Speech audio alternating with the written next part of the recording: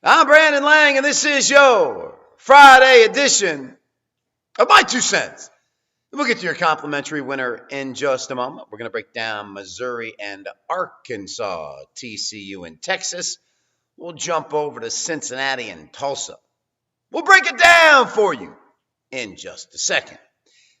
Speaking of breaking it down, broke it down yesterday with the Washington Redskins, plus the points, the 80 dime winner.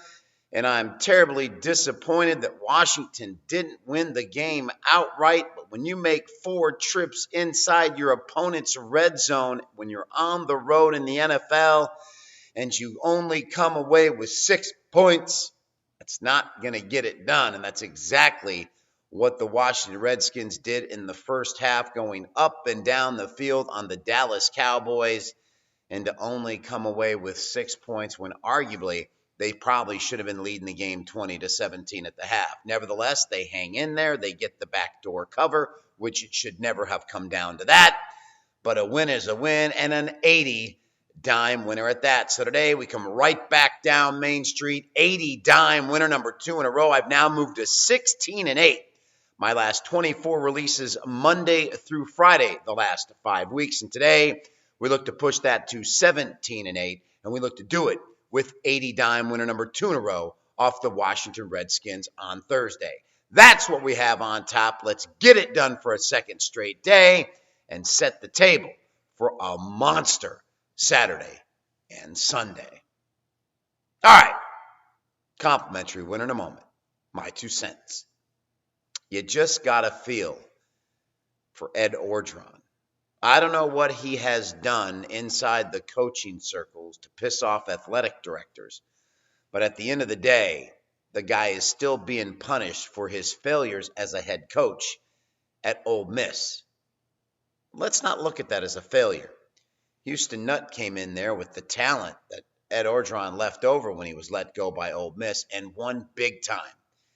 There's been no secret across the circles of coaching that arguably the best recruiter of college talent in the history of college football is none other than Ed Orgeron. And if you think the run Pete Carroll went on at USC was because of Pete Carroll's coaching, think again. It was due to the recruiting of Ed Orgeron, who put USC on the map. And Ed Orgeron probably would do an unbelievable job at LSU.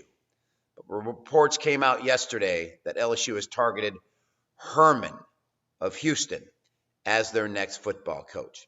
So Ed Orgeron, who took over USC when they fired Steve Sarkisian, everybody lobbied for him to get the job there, only to be passed up. And then, of course, you have who you have there. Well, here we are again. Ed Orgeron, of course, takes over for Les Miles. Everybody gets fired up. And once again, he is passed over for someone else. Let's just hope that in the near future, an elite program gives Ed Orgeron one more crack. And let's hope his legacy as a head football coach in college is not left over at Ole Miss. All right, complimentary winner.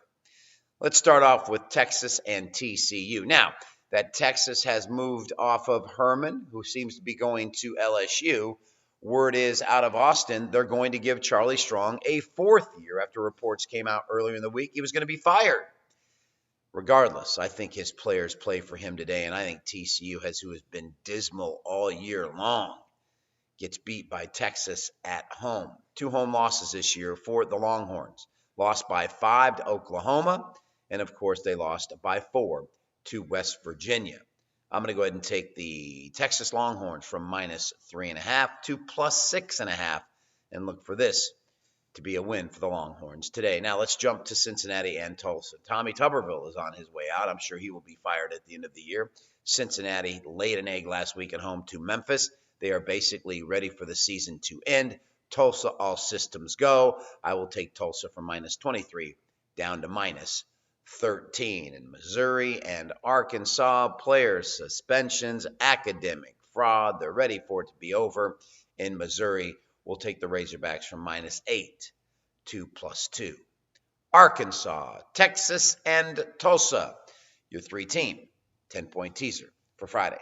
That's it, everybody. I'm Brandon Lang. Enjoy winning day number 2 in a row, 80 dime winner number 2 in a row as I push the weekday run to 17 and 8 my last 25 over the last 5 weeks. And as you know, win or lose, I'll see you back here on Saturday with another edition of My 2 Cents.